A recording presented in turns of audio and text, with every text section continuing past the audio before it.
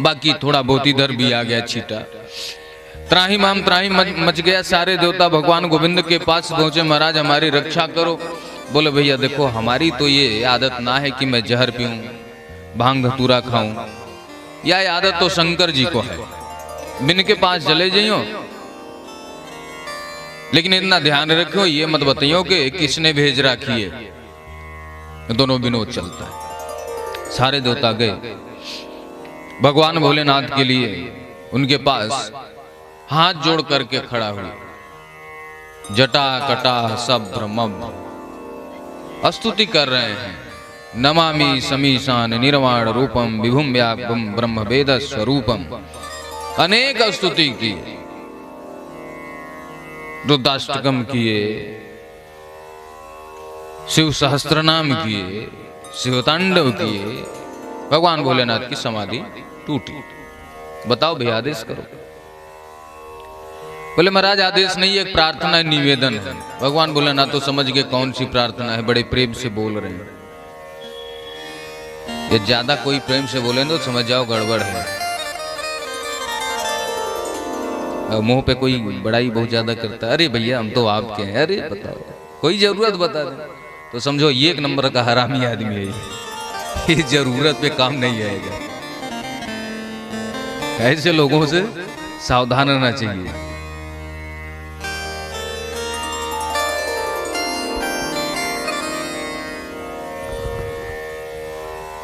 महाराज भोलेनाथ ने कहा बताओ क्या बात है।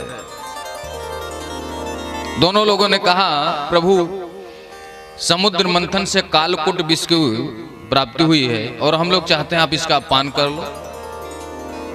प्रेम में बझा करके क्या करें, जहर पी लो। भगवान भोलेनाथ देवी से कहते हैं देवी क्या मैं विष पान कर लूं। देवी ने कहा माता जी को पता है, जगत जननी है। उन्होंने कहा कि प्रभु यदि आपके विष पान करने से 3 लोगों का कल्याण हो सकता है तो आप पी लीजिए। भगवान भोलेनाथ ने ततः करतली कृत्य व्यापी हलाहलम विषम, कालकूट भी जो 3 लोगों को दहन करने वाला था उसको अपनी अंजलि में लिया और उसको अपने मुख में डाल दिया। लेकिन उस विष को उन्होंने अपने कंठ के नीचे नहीं किया, कंठ तक आया। विष ने अपना प्रभाव दिखाया, कंठ नीला पड़ गया। नीलकंठ भगवान प्रकट हो गए। बोलिए नीलकंठ भगवान की जय हो। भगवान भोलेनाथ विष पान किए। सब लोगों ने पूछा महाराज कोई कष्ट कोई दुख हो रहा तो बताएं, आप हम लोग कुछ उपाय करें, कोई औषधि लाएं। बोले नहीं, बड़ा आनंद आ रहा है, बड़ा सुकून मिल रहा है। किसी ने पूछा क्यों भैया, जहर पीने के बाद तो लोग मर जाते हैं, कष्ट होता है। तो सुखदेव जी महाराज कहते हैं कि शिव जी के हृदय में कौन है, राम है। ऊपर से विष पान किया तो विष और राम मिलकर के क्या हो गया, बुद्धि विश्राम सकल जन रंजन। बुद्धि विश्राम सकल जन रंजन।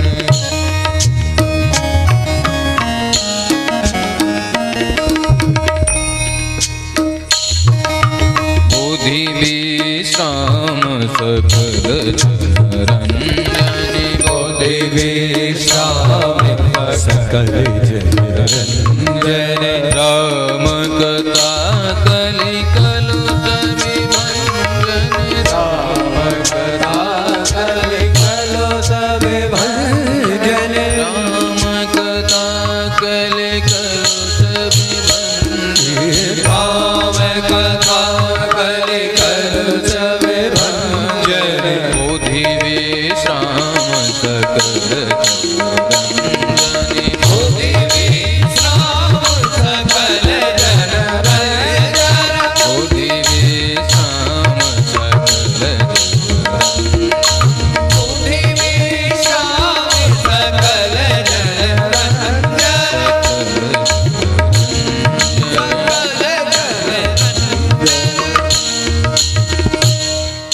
बुद्धि विश्राम सकल जन रंजन। विश्राम आ गया, आनंद आ गया। फिर से समुद्र मंथन प्रारंभ हुआ महाराज। और जैसे ही प्रारंभ हुआ, उच्चैश्रवा घोड़ा, अश्व, विष प्राप्ति हो चुका था, धेनु माता, ऐरावत हाथी, मणि, कौस्तुभ मणि, पारिजात वृक्ष, अप्सराएं, लक्ष्मी माता, अब जितना आ रहा है सब देवता लोग ले जा रहे हैं। तो जो दैत्य थे उनको बड़ा क्रोध आया, बोले ये तो गड़बड़ बात है भाई, जो कुछ आ रहा है सब आप बटोरे जा रहे हो, इसका क्या मतलब? मेहनत हम लोग करें, फल आप खाओ। तो बोले अब की बार जो आएगा आप ले लेना। फिर से समुद्र मंथन प्रारंभ हुआ। अमृता पूर्ण कल संवृभद बलय भूषित सबै भागवत साक्षात विष्णु रसांस संभव। स्वयं भगवान विष्णु धन्वंतरि जी के रूप में अमृत का कलश लेकर के प्रकट हुए। जैसे कलश लेकर के आए, दैत्यों ने उनके हाथ से छुड़ा करके भागे। सारे देवता भगवान गोविंद के पास गए, महाराज अमृत तो हाथ से चला गया, वे दैत्य लोग पी करके अमर हो जाएंगे। बोले जरूरत पड़ती तभी आते हो प्यारे, स्वार्थ लगता है तभी आते हो, इसके पहले नहीं आते। बोले महाराज रक्षा करो, नहीं तो वो सब अमर हो जाएंगे। भगवान बोले चलो मैं आता हूं।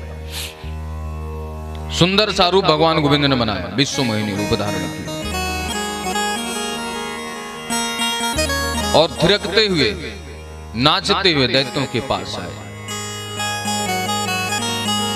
दैत्यों ने देखा इतनी सुंदर स्त्री, अरे देवी आप कहां चली जा रही हो, आप कौन, अपना परिचय बताया। अरे आपको, आप लोगों को क्या मतलब, आप लोग कश्यप नंदन राक्षस राज हैं। जो विद्वान लोग होते हैं, जो समझदार लोग होते हैं, उनको स्वेच्छाचारी स्त्री के झांसे में नहीं आना चाहिए। जो अपने मन से चले, दूसरे की बात न समझे, अपनी बात को सही ठहराए, ऐसे स्त्री के बातों पे विद्वान व्यक्ति को नहीं चलना चाहिए। और आप लोग तो कश्यप नंदन राक्षस राज हैं, आप लोगों को तो समझदारी होनी चाहिए। आप क्यों हमारे चक्कर में पड़ते हैं? जो उल्टा स्त्री होती है, चक्रेण क्षुरधारेण जहार पिबत सिरह, वह मीठी बातों में फंसा करके सीधे गले पे खंजर का प्रहार करती है, अर्थात तुम्हारा चरित्र नष्ट करती है। अच्छा, जो कामी व्यक्ति है,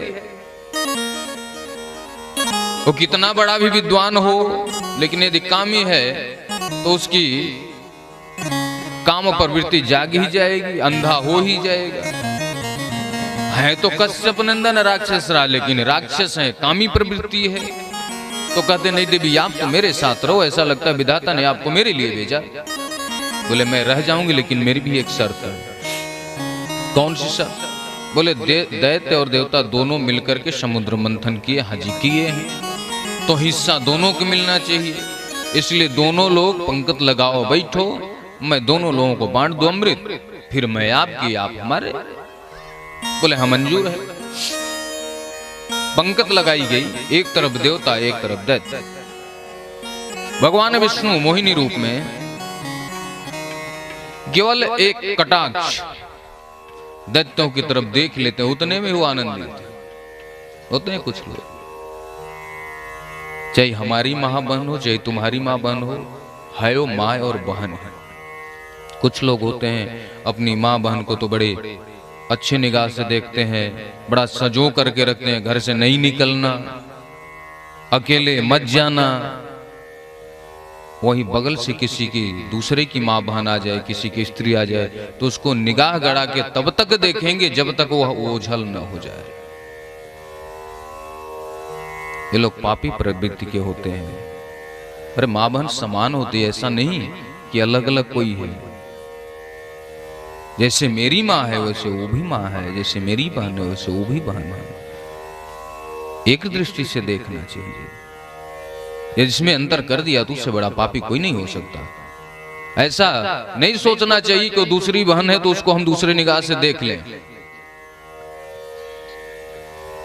यदि उसको हम देख रहे हैं तो समझो मैं अपनी बहन को गलत निगाह से देख रहा हूं। ऐसा विचार रखना चाहिए। यदि जीव ये सोच ले कि यदि मेरी निगाह किसी भी स्त्री पे गलत गई तो मुझे ऐसा लगेगा मैं अपनी मां को गलत निगाह से देख रहा हूं, ऐसा विचार बना ले तो किसी भी स्त्री या लड़की को गलत निगाह से नहीं देखेगा। राक्षस प्रवृत्ति है। देवताओं को अमृत बांटे जा रहे हैं, चंद्रमा और सूर्य के बीच में एक राक्षस बैठा हुआ है। जैसे उसके हाथ में अमृत आया, मुख में लिया, चंद्रमा सूर्य ने इशारा कर दिया प्रभु ये तो राक्षस है। भगवान ने तुरंत उसके गले को काट दिया अपने चक्र सुदर्शन से, लेकिन मुख में जाने के कारण वह अमर हो गया, मरा नहीं। दो भागों में बट गया, एक राहु दूसरा केतु। जो सूर्य ग्रहण चंद्र ग्रहण लगता है तो एक भाग सूर्य को ग्रसित करता है, एक भाग चंद्रमा। अमृत मुख में जाने के कारण वह मरा नहीं, अमर हो गया। दैत्यों ने कहा कि महाराज हमें भी, अरे देवी हम लोगों को भी तो दो अमृत। तो फिर से वही तिरछी निगाह। इतना सुंदर रूप है कि उसको देख करके मोहित हो गए। अमृत बटता चला जा रहा, उनको होश ही नहीं हो, तो उन्हीं को देख रहे हैं एकटक। तू तो खूब सजो रे दीनाना,